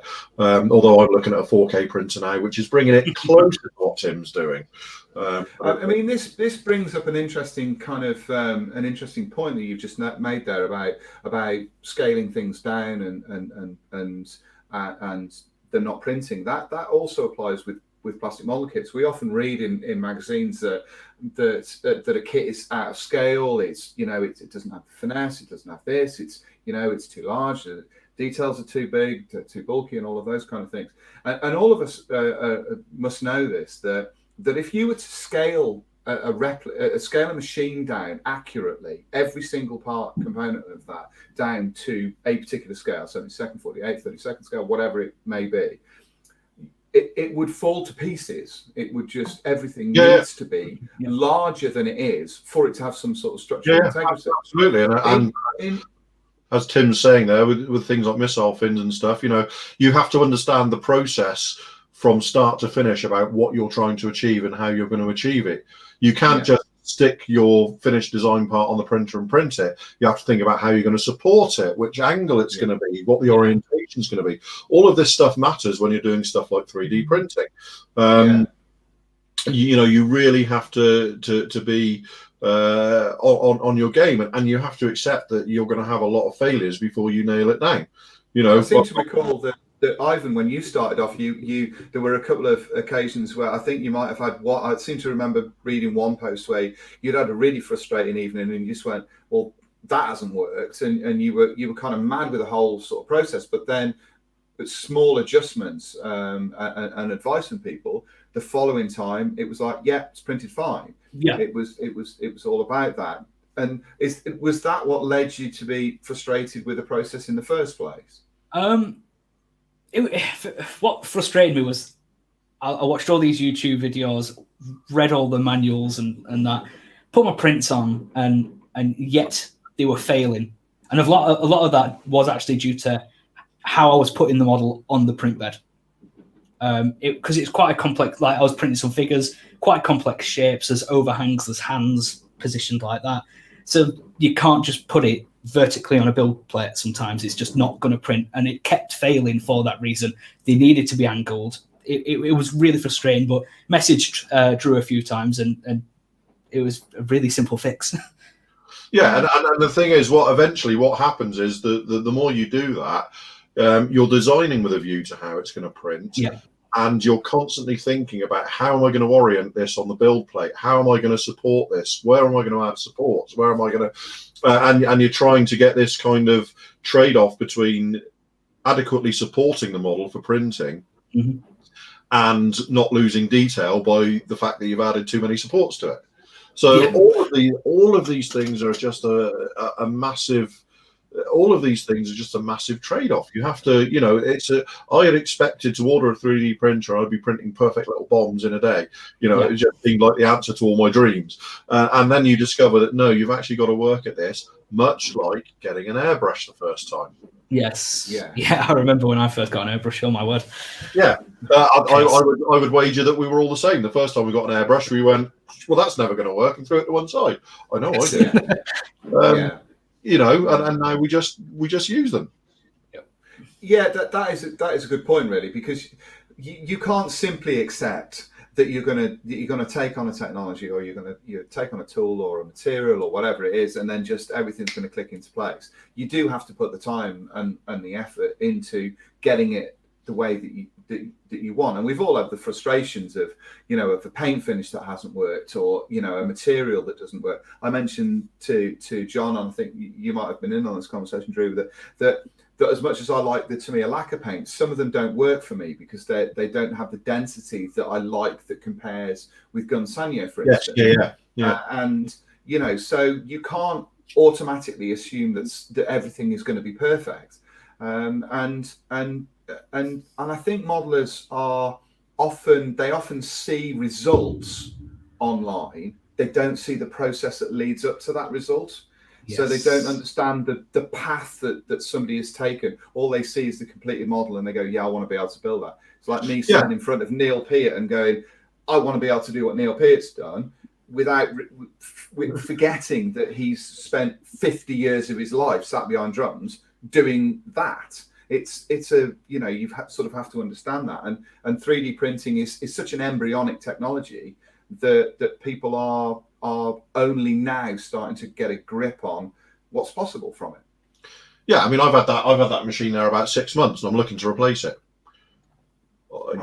Because the next generation is out now, and I want to improve my, what I'm doing. I want to get better resolutions. I want to get finer finishes, all this kind of stuff. So, people don't appreciate the reason we get where we are is through practice. Yes. Yes. And that is all there is to it. How do you do that? Practice. Oh, you must be some kind of genius. Practice. You must have natural ability for it. Practice.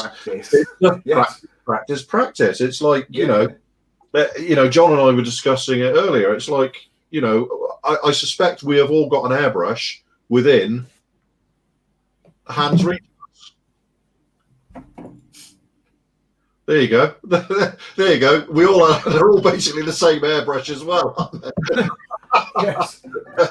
What does that take? Mine is literally at hands reach. Yeah. Well, it's one like that. It's literally by my side. But the thing is, people build something like an airbrush up into something that it's not. To you, to me, to Ivan, to John, that's just a tool that sits at our bench. Yeah, that's what we just pick it up and do something with it.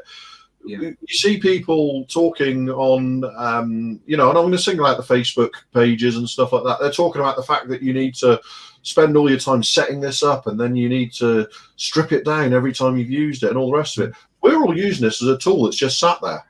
I could literally now drop paint in this, spray something, clean it out, and I'll be talking to you again in 60 seconds.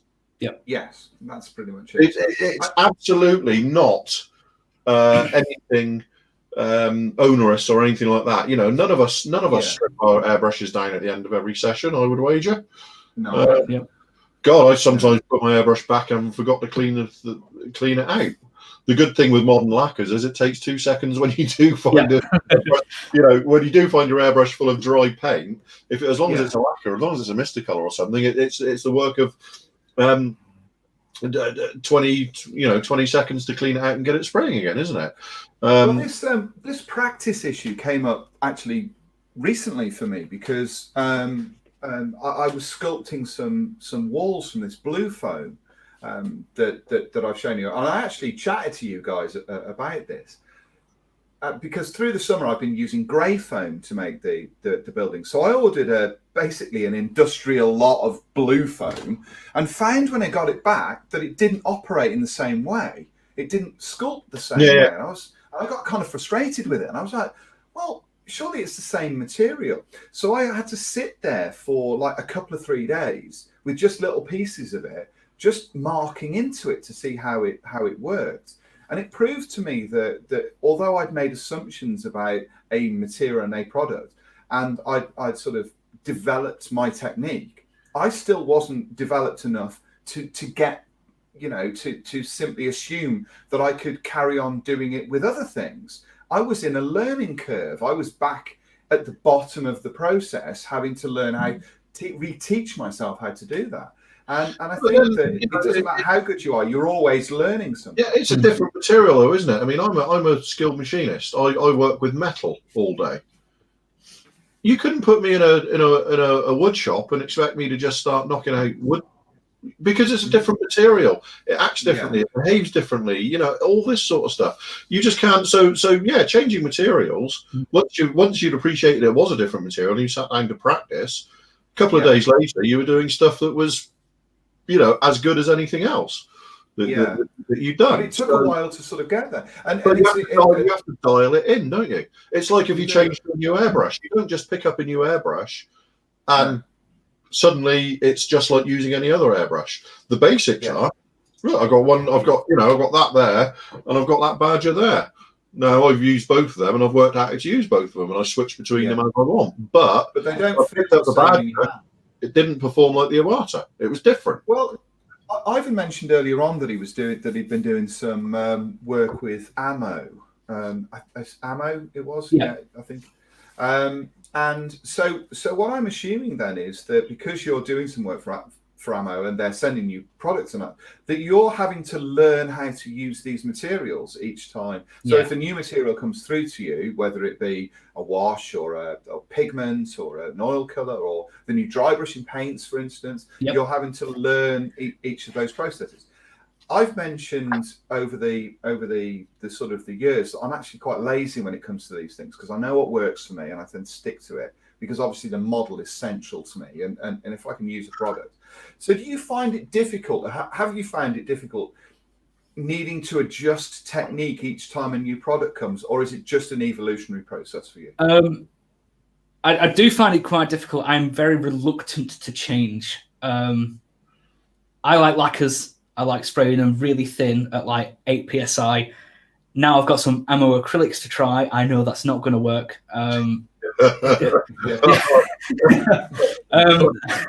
Different techniques. Some understatement.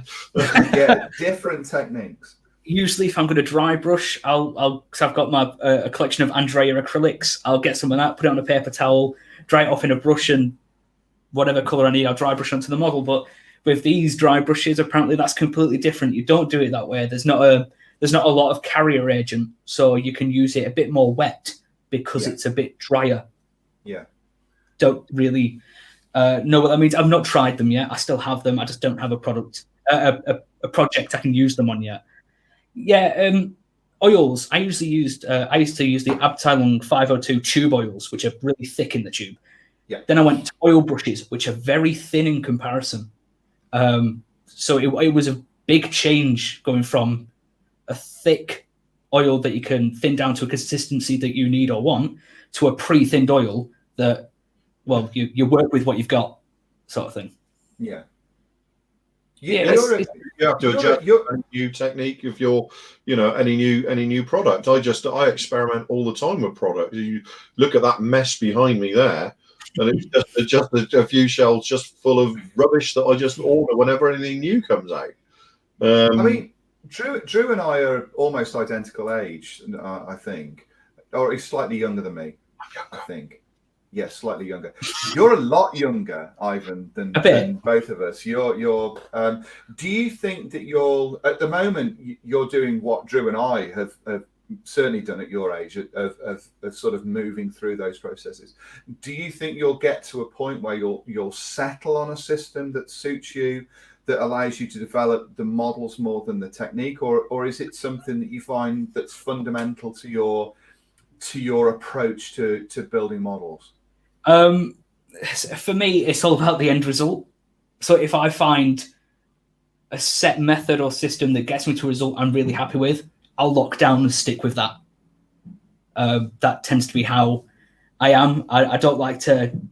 I'm not a risk taker. So if I'm building a model, if I am going to try a new technique on that model that I'm not sure is going to work, I'm not going to do it. I'll try I'll try what I trust. God, that sounds like my approach, and I think probably Drew's approach. We all eventually settle on something. I will try any new, specifically lacquer for me. Any new lacquer paint range that comes out, I try it as soon as it comes out. Now, I discovered Mr. Colour lacquers over 20 years ago now. I was ordering them from Japan for over 10 years before they even started coming into this country for sale.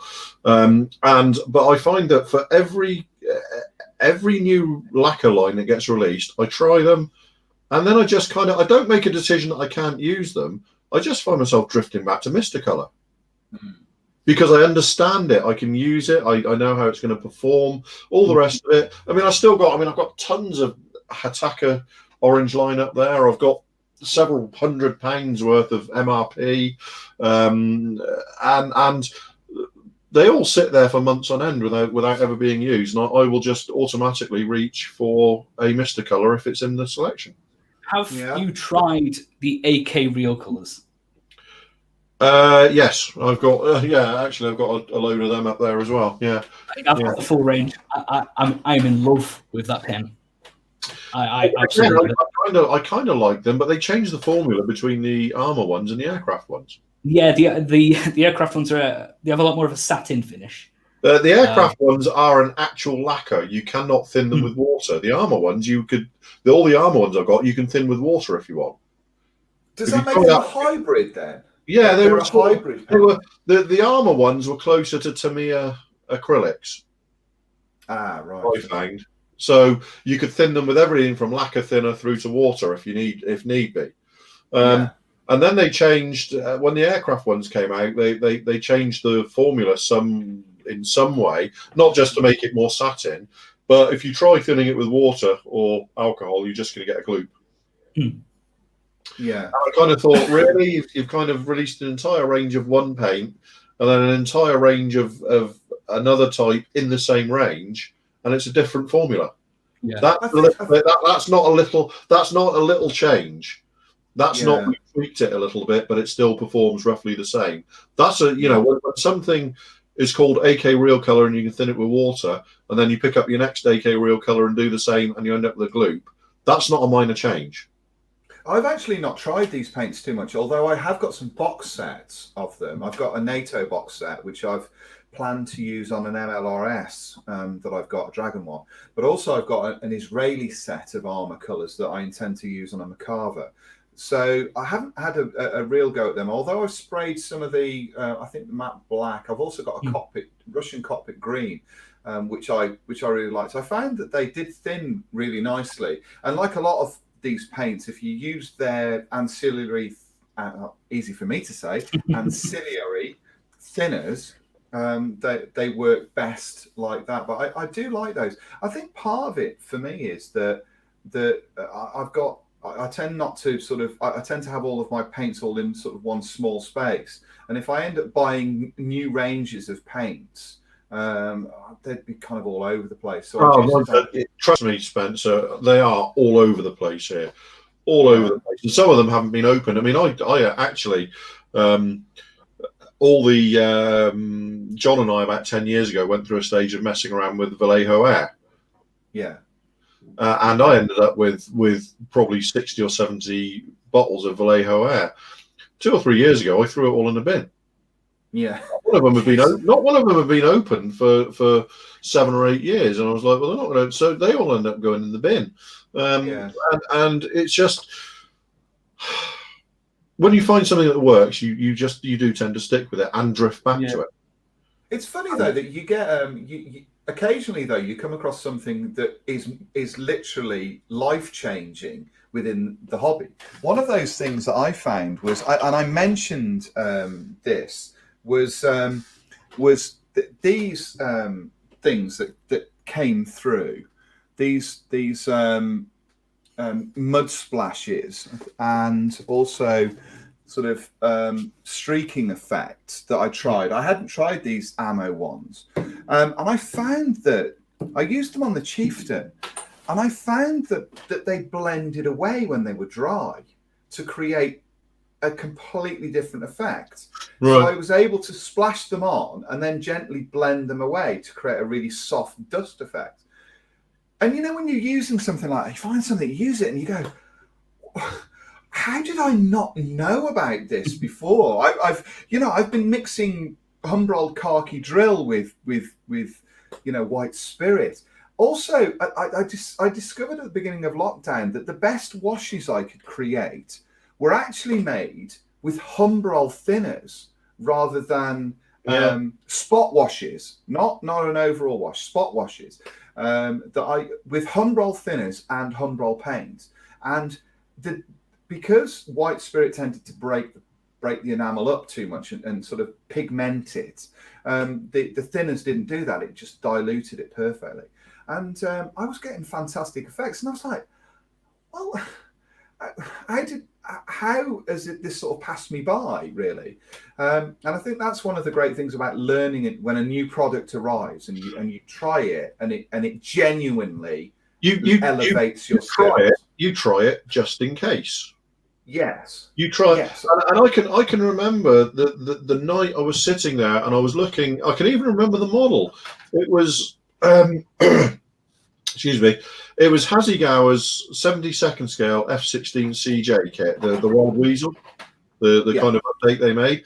And I was looking through the paint instructions of that one night, and this would have been about 1998, something like that. And it suddenly occurred to me that they were talking about two different ranges of paint because the paint range is always in GSI Aqueous and Mysticolor next to it. Yeah. It never occurred to me that Mysticolor was a separate paint range. And when this occurred to me, I immediately went to the internet, did my little search and came up with it. And then 10 minutes later, I was on Rainbow 10's website ordering a load of this paint. Yeah. And from that day to this, I have never used enamels to paint a model. Really? Well, not at all. I think I painted a Seafire with extra colour about 10 or 12 years ago. I went, no, I hate this. So you try anything just in case. And I thought, oh, there's a lacquer range as well, so I'll order some of them and try. And from that day to this, it's been that was one of those sea changes in my modelling technique. Do you not use Humbrol? You don't use enamels at I all? do use enamels for washes and detail. And detail paint. Right. But I don't. In terms of painting a whole model with it, I ordered some of those mil spec sprayable enamels, the spray ready enamels a while back, and it was just like spraying enamel, and I went, I hate this. Yeah, I tried those mil spec when they first came onto the market. I didn't like them at all. Not for me. No, Some people get on with them great, and it's not that I didn't.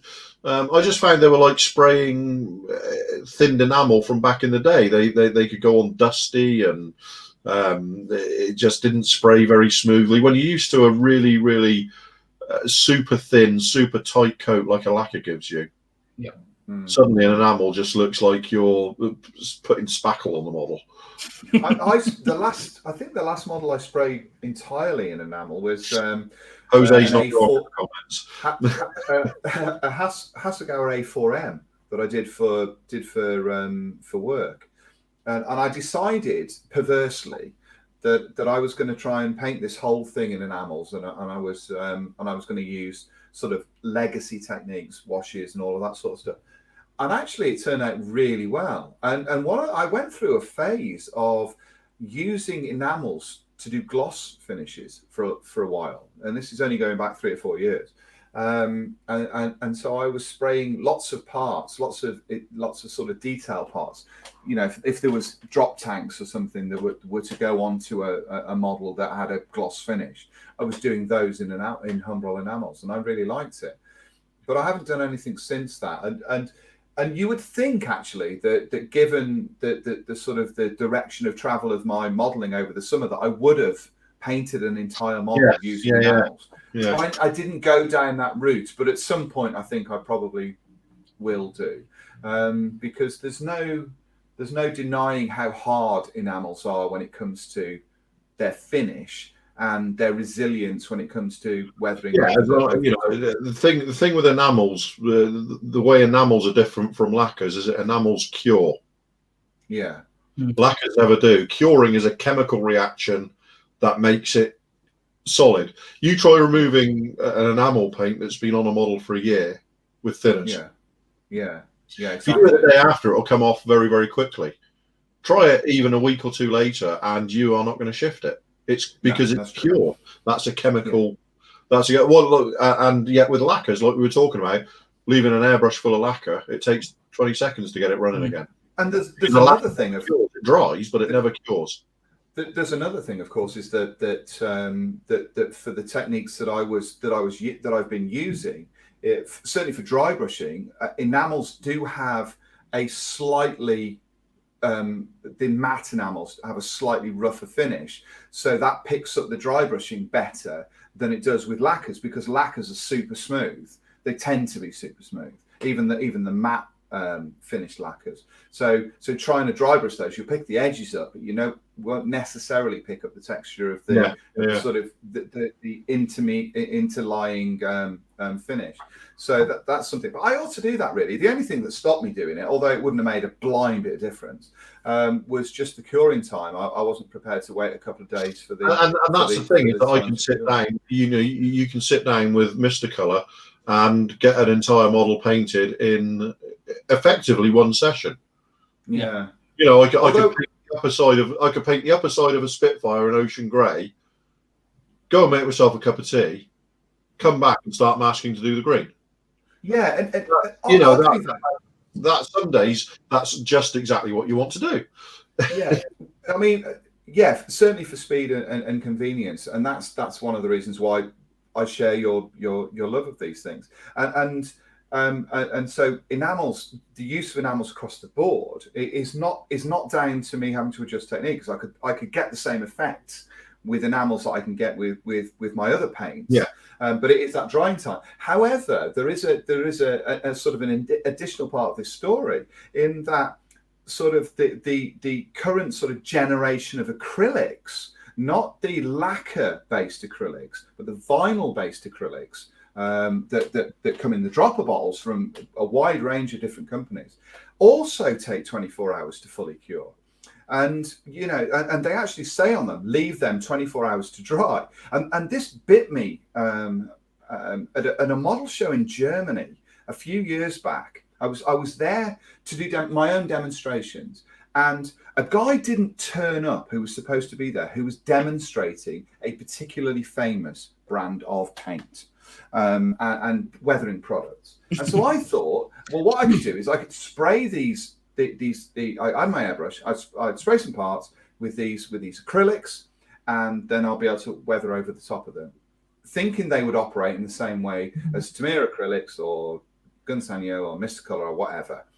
So I sprayed them on, they dried. I then put the wash products over the top and watched as all of the paint came off, and then I looked at the product and then it said, please leave 24 hours to dry. And I thought, actually, these don't, other than the smell and the convenience of it, they don't necessarily have any benefit over using something like enamels. Because if I wait 24 hours for an enamel to dry and get a rock hard finish, why would I use an acrylic that takes exactly the same amount of time to set and have a finish that chances are is going to be softer than the enamel? It didn't make sense to me.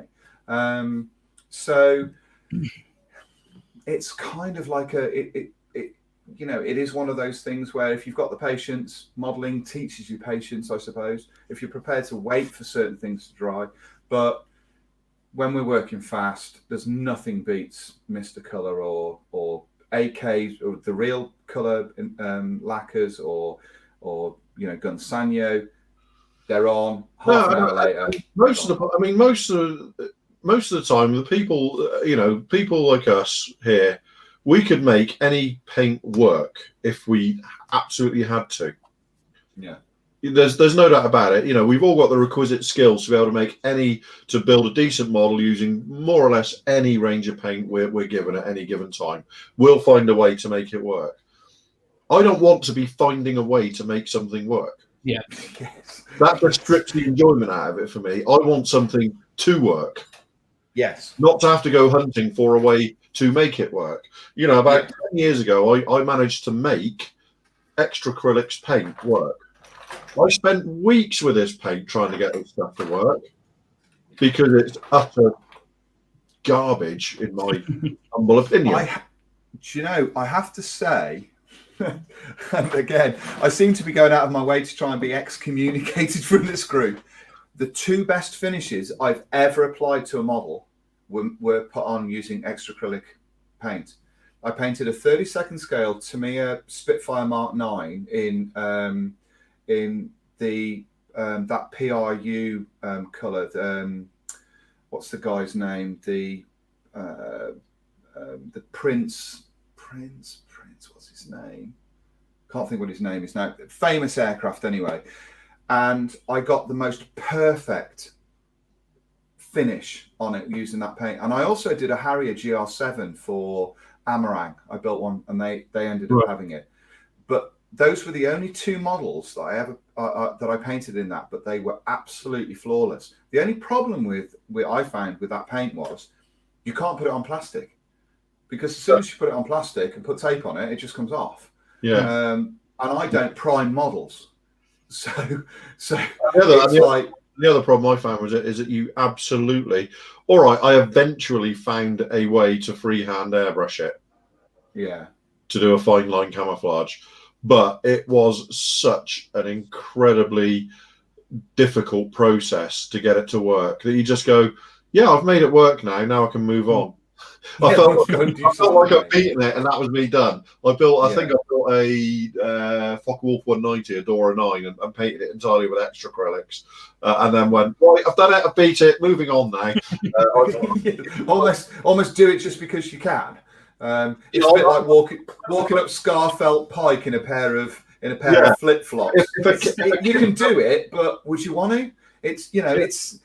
We argue this. If a kit comes with slats retracted, I immediately look at a way I can cut them out and deploy them. If a kit comes with slats deployed, I immediately look at a way I can cut the flat guides off and put them in and tuck it all away. It's just we'll sort of package this under the yes, I can paint a model in matte paint and put decals on it successfully using solvents, but why would I? Not having this kind of controversy here, really. But I have to say, in terms of paint, if we go sort of back to paint, I still think that is absolutely up there as the best paint ever made. But they haven't approached that quality for nearly 40 years, have they? No. Unfortunately, once they remove the leady goodness in it, it's the leady goodness. Apart from anything else, I can never work out, and this is, to lighten all of this conversation up a little bit, is this stuff smells amazing as well. Yes. But I think the best smelling paint is probably the Airfix paint. Closely followed by Gloy paint. Do you remember Gloy? Gloy. I mean, it's got like a sweet smell to it, but Airfix paint, oh my god. Gloy paint was made by Henkel Industries. That just tells you what an utter paint nerd I am. But also as well, and these are extremely rare, is that the gold ones. The gold ones there, and for those who know me very well, this tin here, which is still got some in, this is the mythical French artillery green. And anybody that's followed my Verlinden series will know exactly why that is so mythical, because that is a bedrock of his American vehicles. So, dear Humbrol, please can we have some more of this? And please, can you make it with lead so that it's proper paint, basically. No, you're a short step away from kind of like bringing back asbestos paint, you know. Yes, asbestos sheeting. Which actually, given how Drew started out the evening, would probably actually be quite a useful thing to have. Oh, do you know I said it was a large bulb? Yeah. Yes. Oh, it really was. It really is. That looks like the back end of the Liberator from Blake 7. It really does, yeah. In It fact, looks like You can imagine when that starts glowing red hot and arcing.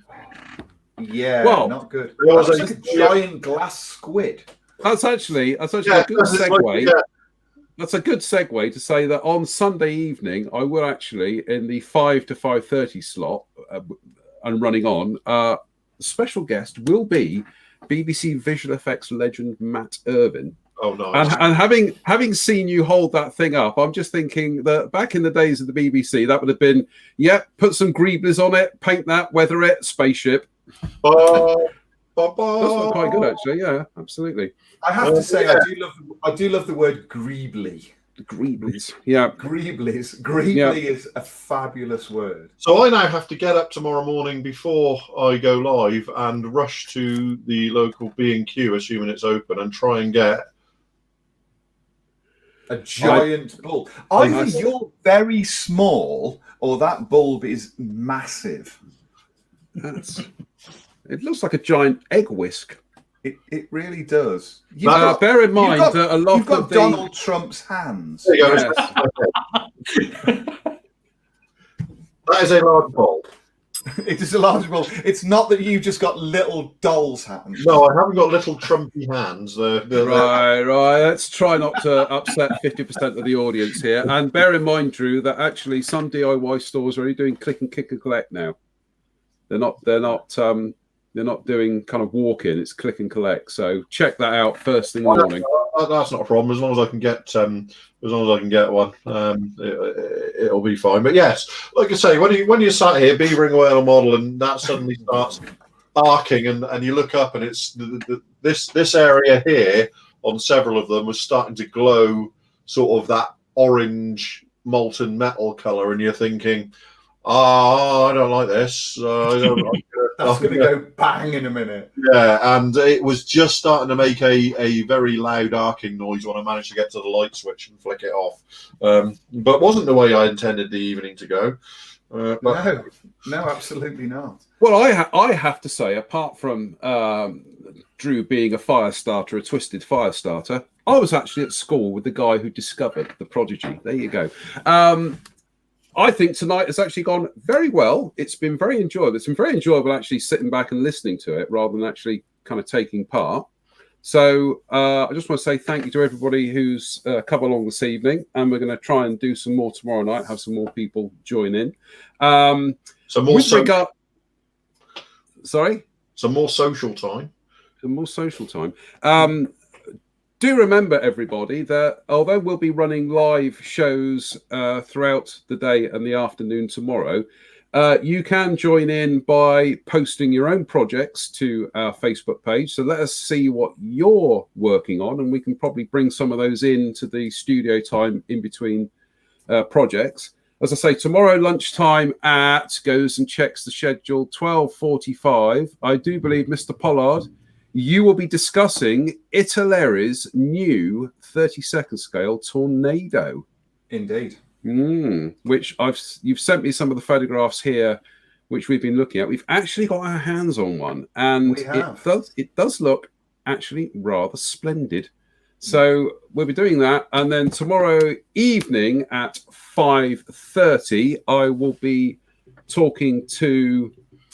Actually, I'll be talking to two people. I'll be talking to Chris Buchholz at 5 o'clock. Chris is well-known American author and writer. Writer-author, same thing. Modeler and author, I meant to say.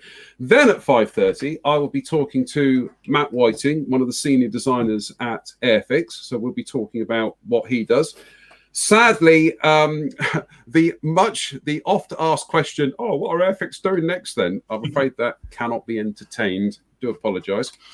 And so like I say, as much as it's us up here blathering away, it's also your show for taking part, giving us comments. Like I say, post your projects. Let us know what you are working on, you know, and just keep this kind of going. So we will be on the air hopefully tomorrow morning at 10 o'clock with Drew and his repaired bulb.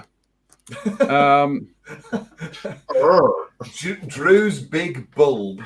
Well, that's, yes. On that note, I think we will. Too much, but Yeah, we're looking forward to that because we were looking at it this afternoon, and there are some extraordinary good things about that kit. So it just remains for me to say thank you to Mike Reeves for popping in. Thank you to Ivan. Thank you to Drew. Thank you to Spencer. Thank you to everybody who's watched tonight.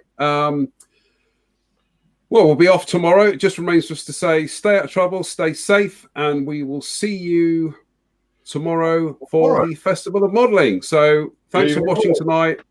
Cheery bye. Take care. Bye.